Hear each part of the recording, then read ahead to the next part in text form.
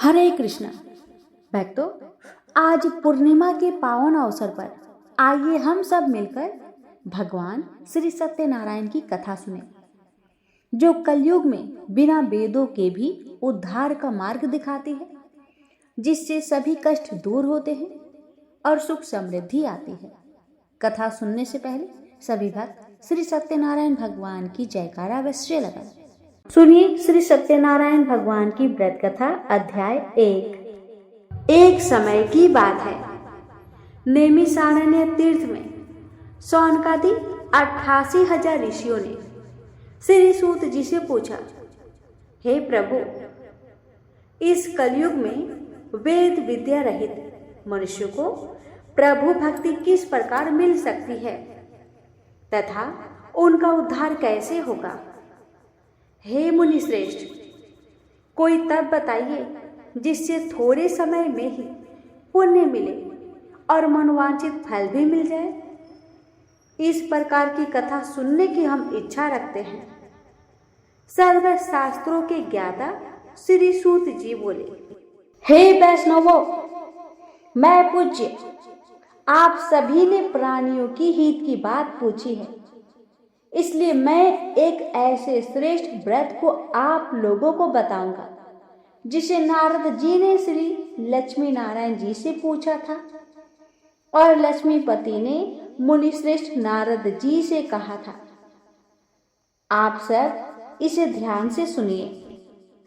एक समय की बात है, योगीराज नारद जी दूसरों के हित की इच्छा लिए अनेकों लोकों में घूमते हुए मृत्यु लोक में आ पहुंचे, जहां उन्होंने अनेक योनियों में जन्मे प्राय सभी मनुष्य को अपने कर्मों द्वारा अनेक दुखों से पीड़ित देखा।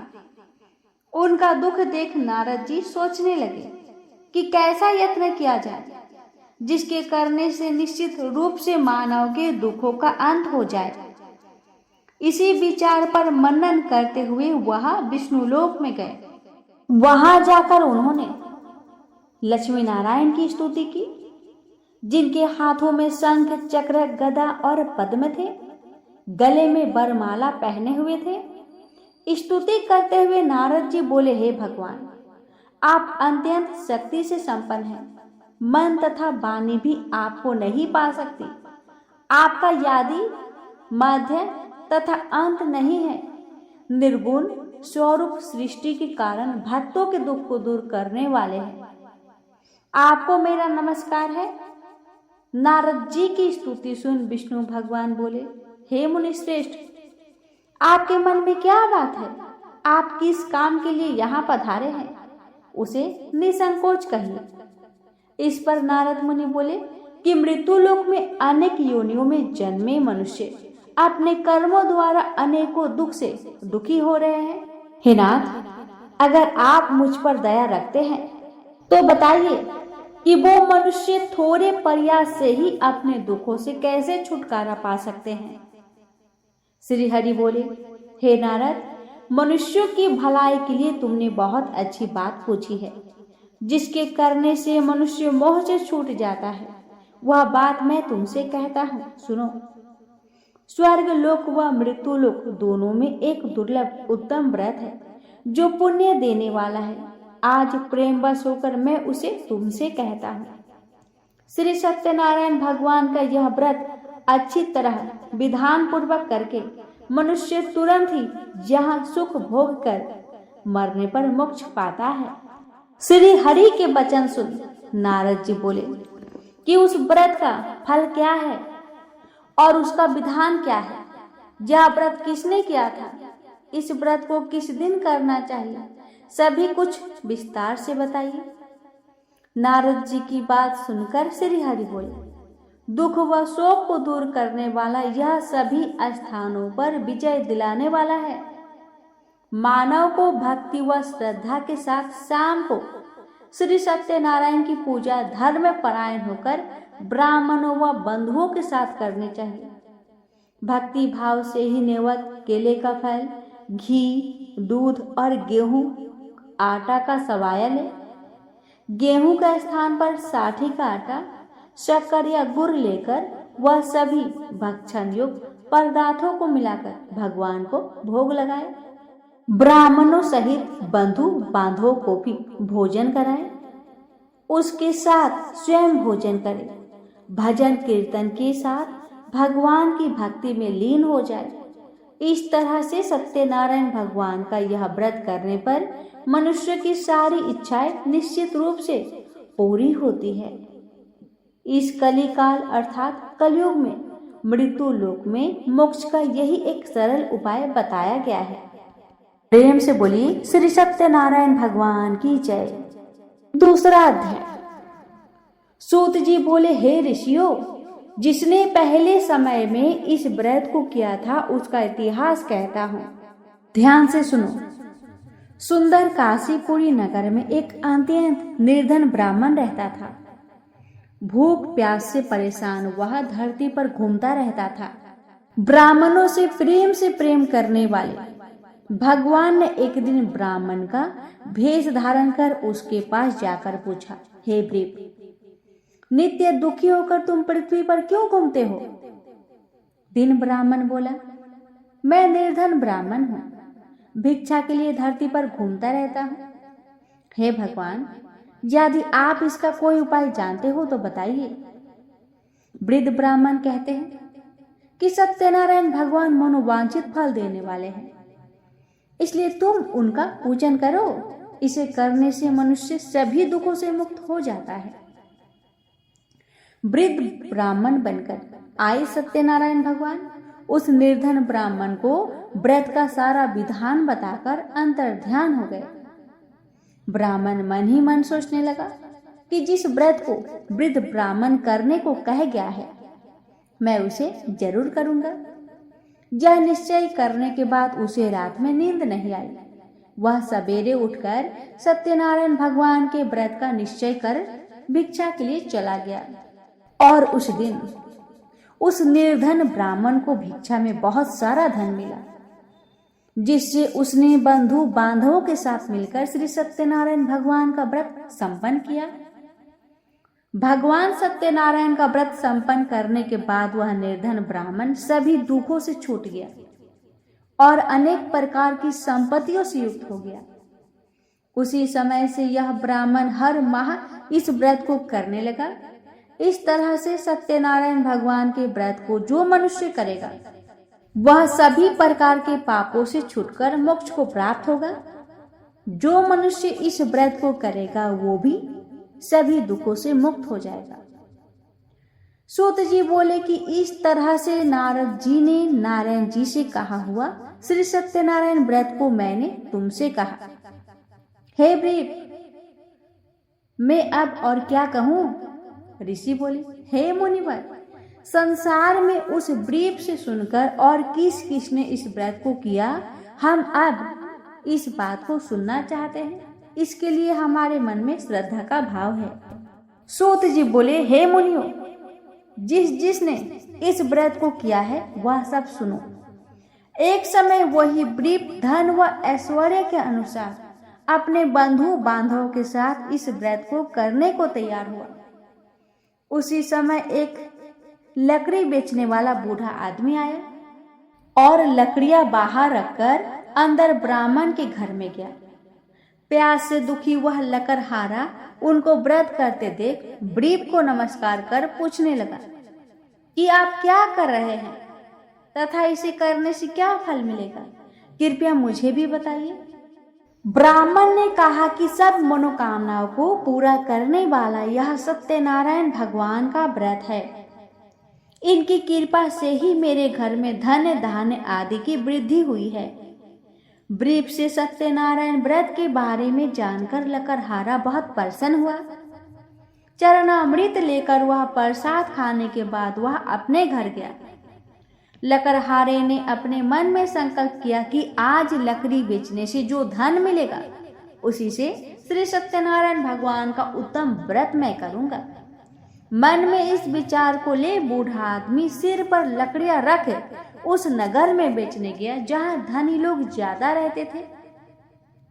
उस नगर में उसे अपनी लकड़ियों का दाम पहले से 4 गुना अधिक मिला। बूढ़ा प्रसन्नता के साथ दाम लेकर केले, शक्कर, घी, दूध, दही और गेहूं का आटा ले और सत्यनारायण भगवान की व्रत की अन्य सामग्रियां लेकर अपने घर को गया। वहां उसने अपने बंधु बांधवों को बुलाकर विधि विधान से सत्यनारायण भगवान का पूजन और व्रत किया। इस व्रत के प्रभाव से वह बूढ़ा लकड़हारा धन, पुत्र आदि से युक्त होकर संसार के समस्त सुख को भोग अंतकाल में बैकुंठ धाम को चला गया। प्रेम से बोलिए श्री सत्यनारायण भगवान की जय। अब सुनेंगे तीसरा अध्याय। सूत जी बोले, हे श्रेष्ठ मुनियों, अब आगे की कथा कहता हूँ। पहले समय में उल्कामुख नाम का एक बुद्धिमान राजा था। वह सत्य वक्ता और जितेंद्रिय था। प्रतिदिन देव स्थानों पर जाता और निर्धनों को धन देकर उनके कष्ट को दूर करता था। उसकी पत्नी कमल के समान मुख वाली तथा सती साध्वी थी। भद्रशिला नदी के तट पर उन दोनों ने श्री सत्यनारायण भगवान का व्रत किया। उसी समय साधु नाम का एक वैश्य आया। उसके पास व्यापार करने के लिए बहुत सा धन भी था। राजा को व्रत करते देखकर वह विनय के साथ पूछने लगा, हे राजन, भक्ति भाव से पूर्ण होकर आप यह क्या कर रहे हैं? मैं सुनने की इच्छा रखता हूँ, तो आप मुझे बताइए। राजा बोला, हे साधु, अपने बंधु बांधव के साथ पुत्र आदि की प्राप्ति के लिए एक महाशक्तिमान श्री सत्यनारायण भगवान का व्रत व पूजन कर रहा हूँ। राजा के वचन सुन साधु आदर से बोले, हे राजन, मुझे इस व्रत का सारा विधान कहिए। आपकी कथा अनुसार मैं भी इस व्रत को करूंगा। मेरी भी संतान नहीं है और इस व्रत को करने से निश्चित रूप से मुझे संतान की प्राप्ति होगी। राजा से व्रत का सारा विधान सुन व्यापार से निवृत्त हो वह अपने घर गया। साधु वैश्य ने अपनी पत्नी को संतान देने वाले इस व्रत का वर्णन कह सुनाया और कहा कि जब मेरी संतान होगी तब मैं इस व्रत को करूंगा। साधु ने इस तरह के वचन अपनी पत्नी लीलावती से कहे। एक दिन लीलावती पति के साथ आनंदित हो सांसारिक धर्म में प्रवृत्त होकर सत्यनारायण भगवान की कृपा से गर्भवती हो गई। 10वें महीने में उसके गर्भ से एक सुंदर कन्या ने जन्म लिया। दिनों दिन वह ऐसे बढ़ने लगी जैसे कि शुक्ला पक्ष का चंद्रमा बढ़ता है। माता पिता ने अपनी कन्या का नाम कलावती रखा। एक दिन लीलावती ने अपने मीठे शब्दों में अपने पति को याद दिलाया कि हे स्वामी, आपने सत्यनारायण भगवान के जिस व्रत को करने का संकल्प किया था उसे करने का समय आ गया है। आप इस व्रत को करिए। साधु बोला कि हे प्रिय, इस व्रत को मैं उसके विवाह पर करूंगा। इस प्रकार अपनी पत्नी को अवशासन देकर वह नगर को चला गया। कलावती पिता के घर में रह वृद्धि को प्राप्त हो गई। साधु ने एक बार नगर में अपनी कन्या को सखियों के साथ देखा तो तुरंत ही दूत को बुलाया और कहा कि मेरी कन्या की योग वर देख कर आओ। साधु की बात सुनकर दूत कंचन नगर में पहुंचा और वहां देखभाल कर लड़की की सुयुक्त बानिक पुत्र को ले आया। सुयुक्त लड़के को देख साधु ने बंधु बांधव को बुलाकर अपनी पुत्री का विवाह कर दिया। लेकिन दुर्भाग्य की यह बात है कि साधु ने अभी भी श्री सत्यनारायण भगवान का व्रत नहीं किया। इस पर श्री सत्यनारायण भगवान क्रोधित हो गए और श्राप दिए कि साधु को अत्यधिक दुख मिले। अपने कार्य में कुशल साधु बनिया जमाई को लेकर समुद्र पार स्थित होकर रत्नासारपुर नगर में गया। वहां जाकर दामाद ससुर दोनों मिलकर चंद्रकेतु राजा के नगर में व्यापार करने लगे। एक दिन भगवान सत्यनारायण की माया से एक चोर राजा का धन चुराकर भाग रहा था। उसने राजा के सिपाहियों को अपना पीछा करते देख चुराया हुआ धन वहां रख दिया जहां साधु अपने जामाई के साथ ठहरा हुआ था। राजा के सिपाहियों ने साधु वैश्य के पास राजा का धन पड़ा देखा तो वह ससुर जामाई दोनों को बांधकर प्रसन्नता से राजा के पास ले आए और कहने लगे, आप आगे की कार्यवाही करने की आज्ञा दीजिए। राजा की आज्ञा से उन दोनों को कठिन कारावास में डाल दिया गया और उनका सारा धन भी उनसे छीन लिया गया। श्री सत्यनारायण भगवान के श्राप से साधु की पत्नी भी बहुत दुखी हुई। घर में जो धन रखा हुआ था उसे चोर चुरा ले गए। शारीरिक तथा मानसिक पीड़ा व भूख प्यास से अति दुखी हो अन्य की चिंता में कलावती ब्राह्मण के घर गई। वहां उसने श्री सत्यनारायण भगवान का व्रत होते हुए देखा। फिर कथा भी सुनी। वह प्रसाद ग्रहण कर वह रात को घर वापस आई। माता ने कलावती से पूछा कि हे पुत्री, अब तक तुम कहाँ पर थी? तेरे मन में क्या है? कलावती ने अपनी माता से कहा, हे माता, मैंने एक ब्राह्मण के घर में श्री सत्यनारायण भगवान का व्रत होते देखा। कन्या के वचन सुन लीलावती भगवान की पूजन की तैयारी करने लगी। लीलावती ने परिवार व बंधुओं सहित सत्यनारायण भगवान का पूजन किया और उनसे वर मांगा कि मेरे पति तथा जमाई शीघ्र घर आ जाए। साथ ही ये भी प्रार्थना की, हे भगवान, हम सबका अपराध को भी क्षमा करें।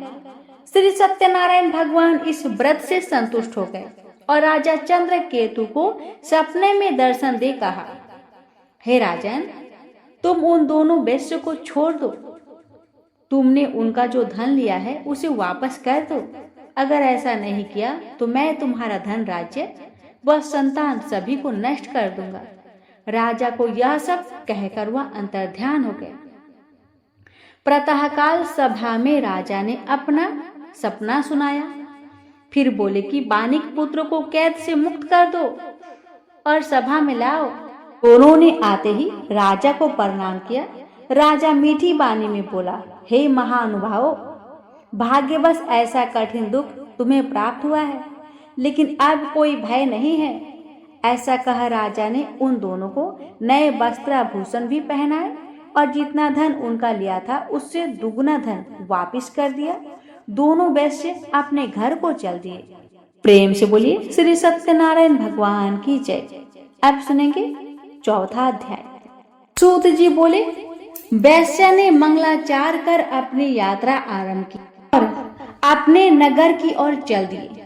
उनके थोड़ी दूर जाने पर एक दंडी वेशधारी श्री सत्यनारायण ने उनसे पूछा, हे साधु, तेरी नाव में क्या है? अभिमानी वानिक हंसता हुआ बोला, हे दंडी, आप क्यों पूछते हो? क्या धन लेने की इच्छा है? मेरी नाव में तो बेल व पत्ते भरे हुए हैं। वैश्य के कठोर वचन सुन भगवान बोले, तुम्हारा वचन सत्य हो।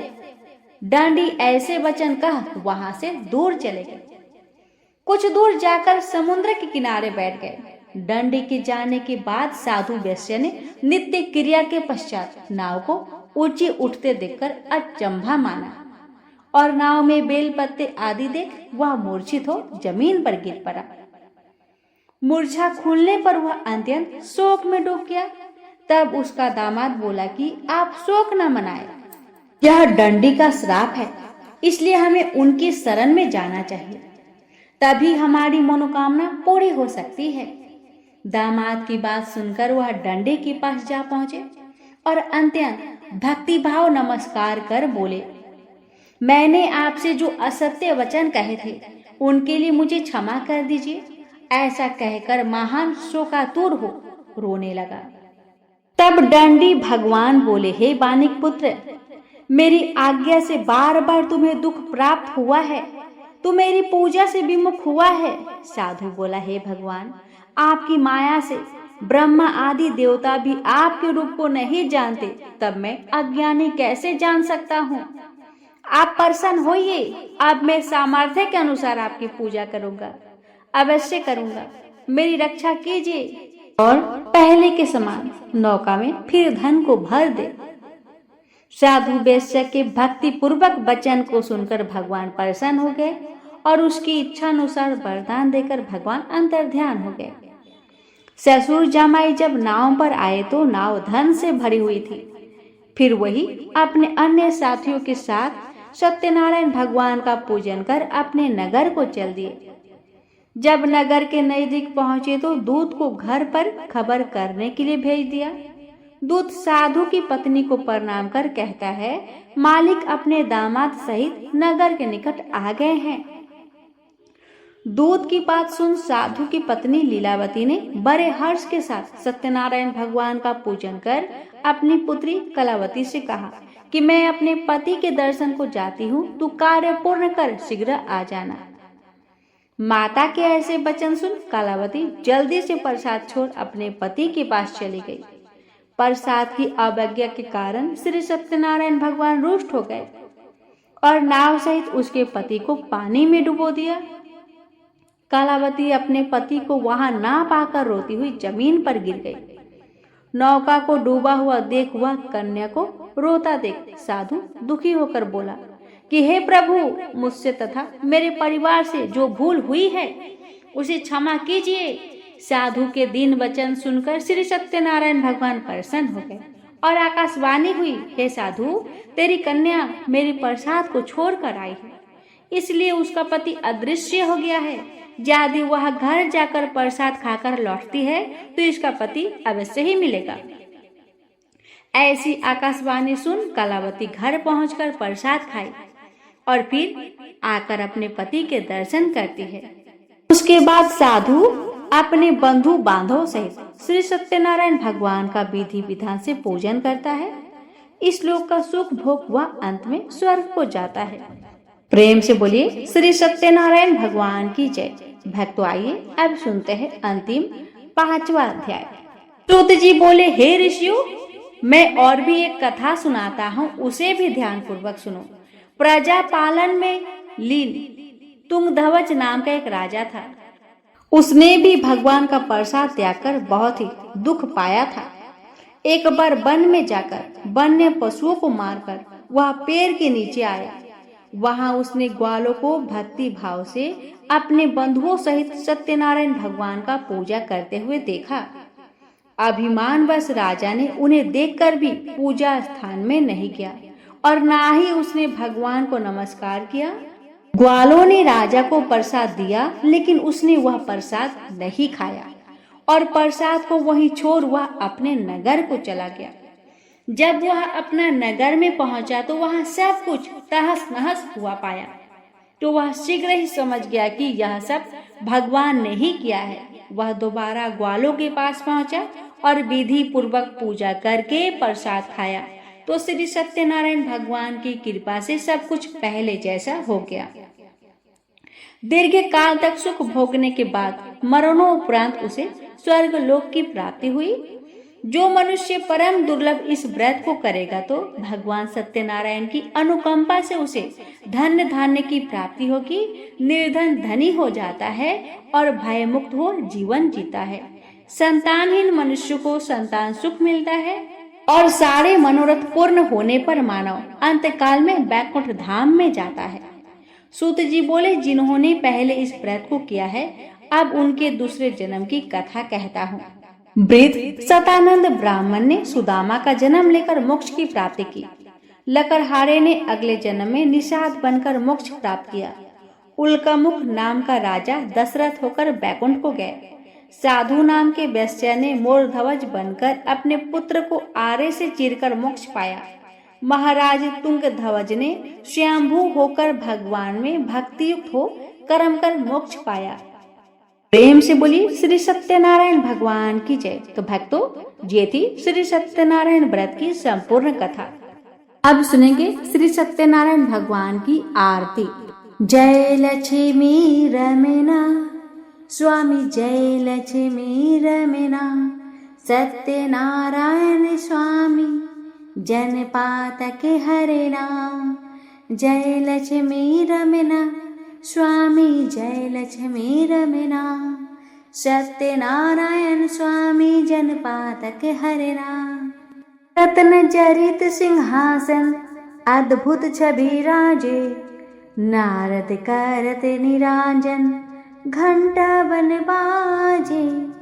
जय लक्ष्मी रमना स्वामी, जय लक्ष्मी रमना, सत्यनारायण स्वामी जनपातक हरिणा।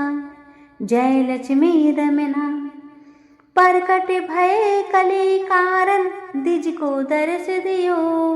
बूढ़ो ब्राह्मण बनकर कंचन महल कियो। जय लक्ष्मी रमना स्वामी जय लक्ष्मी रमना। सत्यनारायण स्वामी जनपातक हरना। जय लक्ष्मी रमना। दुर्बल भील कठारो जिन पर कृपा करी। चंद्रचूर एक राजा तिनकी विपत्ति हारी। जय लक्ष्मी रमना स्वामी जय लक्ष्मी रमना। सत्यनारायण स्वामी जनपातक हरना। जय लक्ष्मी रमना। वैश्य मनोरथ पायो श्रद्धा तज दिन ही। सो फल भोग्यो प्रभु जी फिर स्तुति कीन्ही। जय लक्ष्मी रमना स्वामी जय लक्ष्मी रमना। सत्यनारायण स्वामी जनपातक हरना।